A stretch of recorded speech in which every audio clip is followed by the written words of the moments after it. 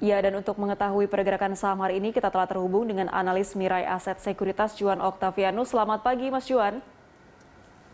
Ya, selamat pagi. Ya, baik, Mas Juan, kita lihat untuk penutupan perdagangan kemarin, IHSG melesat di penguatan 1,50%, kemudian barusan dibuka masih menguat di level 6 ribuan. Nah, ini seperti apa kalau Anda melihat prediksi pergerakan IHSG hari ini? Ya, jadi kalau kita melihat memang dari sisi penguatan terus terjadi ya di minggu ini.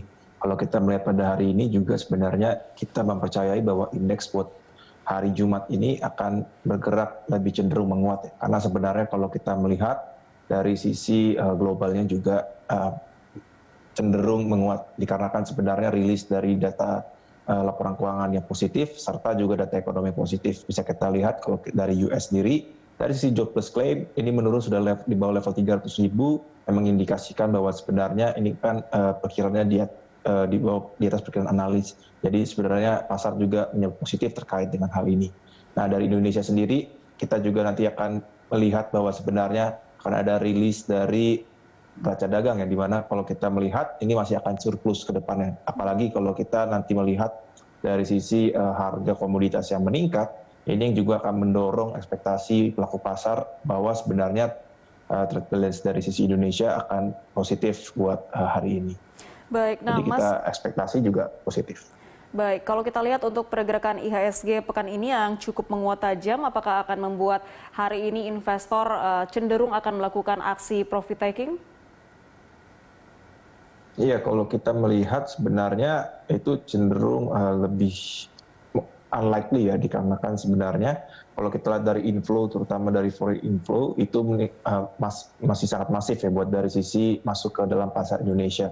Kita juga melihat mereka menyasar kepada big caps, di mana memang kalau kita lihat kan big caps ini banyak mengalami stagnan atau kinerja yang kurang baik dari sisi sahamnya di beberapa bulan terakhir. Maka kita lihat dengan valuasi yang cukup rendah dilihat oleh pelaku pasar, ini memang momentum yang baik dari sisi pelaku pasar juga buat mencari saham-saham yang sebenarnya akan lebih prospektif atau kinerjanya yang akan jauh lebih baik setelah dari sisi pandemi ini yang terus menurun. Baik, nah tadi Anda sempat menyinggung terkait dengan inflasi Amerika Serikat yang juga menjadi sentimen di pergerakan IHSG hari ini. Untuk pergerakan pekan depan, apakah ini masih akan mempengaruhi pergerakan IHSG? Ya, kalau kita melihat sebenarnya pelaku pasar sudah tidak terlalu concern terkait dengan inflasi ya. Dari sisi pelaku pasar lebih terkait dengan sisi tapering, namun kalau kita lihat sebenarnya dari sisi tapering itu sendiri ini nggak bakal menakutkan atau seterdampak itu dibandingkan tapering 2013. Karena kalau kita melihat sekarang proporsi dari foreign versus dari sisi domestik kita sendiri juga sangat berbeda jauh dari level 2013 versus yang sekarang. Kita lihat dari market sekarang, buat dari sisi domestik playernya ini bisa membuat cushion atau menahan dari segi laju IHSG yang menurun. Jadi kita rasa akan jauh lebih stabil dibandingkan volatilitas dibanding di 2013. Baik, nah Mas Juan, kalau untuk sentimen lainnya mungkin juga kasus domestik COVID-19 yang mulai terkendali, apakah ini juga salah satu faktor yang menjadi penguat pergerakan IHSG belakangan?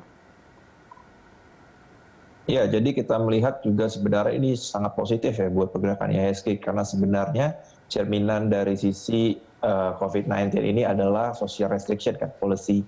Nah, jadi dengan adanya kebijakan yang jauh lebih longgar, ekspektasi terhadap ekonomi ini akan jadi jauh lebih baik. Nah, ekonomi yang jauh lebih baik tentunya akan menguntungkan dari segi pasar equity ya. Karena sebenarnya pelaku pasar berarti berekspektasi kinerja buat dari emiten-emiten khususnya yang sangat terdampak COVID-19 ini akan mulai rebound. Nah, jadi dari sisi pelaku pasar mencari mana yang bisa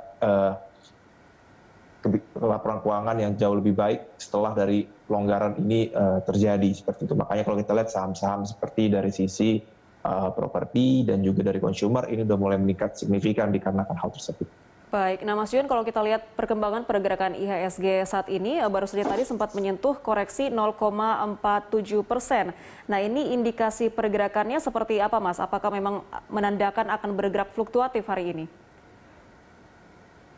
Ya, kita juga melihat memang ini sebenarnya agak mix, tapi kita cenderung melihatnya ini akan lebih menguat ya. Nah, nanti kita juga akan melihat sebenarnya sisi positif dari pasca rilisnya tadi yang saya bilang terkait dengan adanya trade balance, bahwa sebenarnya dengan harga komoditas yang sekarang bergerak menguat, ini yang akan nanti menjadikan ekspor kita akan jauh lebih positif buat nanti pada hari ini.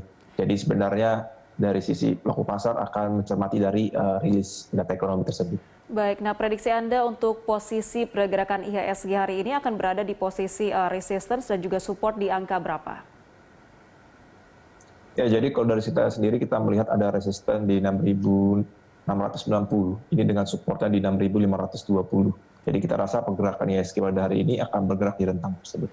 Baik, nah Mas Juan kita beralih ke rekomendasi saham. Ini kalau kita lihat dari sektor perbankan, harga saham BCA naik tajam pasca mereka melakukan aksi stock split. Apakah masih bisa diakumulasi investasinya di saham BCA atau sebaiknya investor melakukan aksi take profit saja?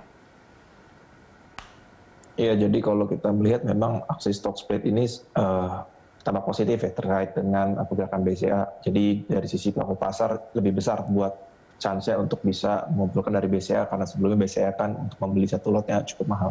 Nah, kita melihat sebenarnya ini masih ada positif buat dari sisi BCA, di mana kalau kita lihat dari sisi performance-nya, kalau untuk di bulan lalu kan Bank itu kan dia mengeluarkan performance setiap bulannya, itu masih above dari estimates kita. Jadi kita rasa potensi buat dari kedepannya masih akan sangat positif buat dari Big Four banks. Seperti itu. Baik, nah ini untuk emiten perbankan lainnya ada BBRI yang market cap-nya melonjak. Bagaimana dengan pergerakan sahamnya?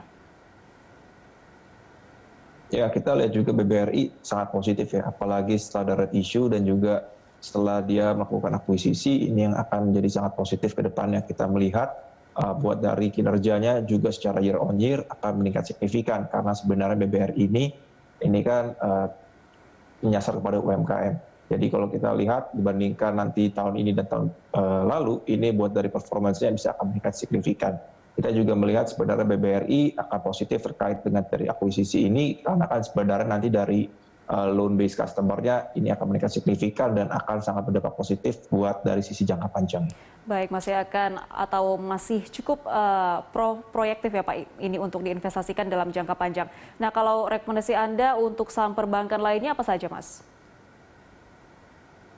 Ya, jadi kalau kita melihat BBNI juga masih sangat prospektif ya, karena sebenarnya dari sisi valuasi juga BBNI mencatatkan salah satu yang lowest dibandingkan dengan industrinya. Kita juga melihat sebenarnya dari sisi kinerja yang secara per bulan di bulan lalu tersebut ini masih di atas ekspektasi dari pelaku pasar. Jadi kita bisa melihat akan ada earning surprise di 9 month 2021. Nah, kita juga melihat sebenarnya dari sisi inflow asing juga banyak sekali untuk mencatatkan akumulasi di 4 bank ini ya. Jadi kita rasa ini akan sangat prospektif buat nanti kinerja ke depan. Baik, Mas Juan, terakhir selain sektor perbankan, apalagi rekomendasi dari Mirai Aset Sekuritas untuk saham? Ya, jadi kita bisa melihat sebenarnya beberapa sektor komoditas, contohnya seperti dari coal, ini kita melihat ITMG dan juga Adaro masih bisa kita akumulasikan, karena sebenarnya dari sisi ITMG ini akan ada dividen yield yang akan prospektif, apalagi ada interim pada bulan November. Lalu juga sebenarnya dari harga coal-nya sendiri masih akan sangat positif ke depannya. Jadi kita bisa expect sebenarnya earning surprise dan juga dari kinerjanya terutama di first Q 2022 dan juga first half ini masih bisa secure ke depan. Baik, Mas Juan, terima kasih untuk informasinya. Salam sehat selalu. Pemirsa, itu tadi analis Mirai Aset Sekuritas Juan Octavianus.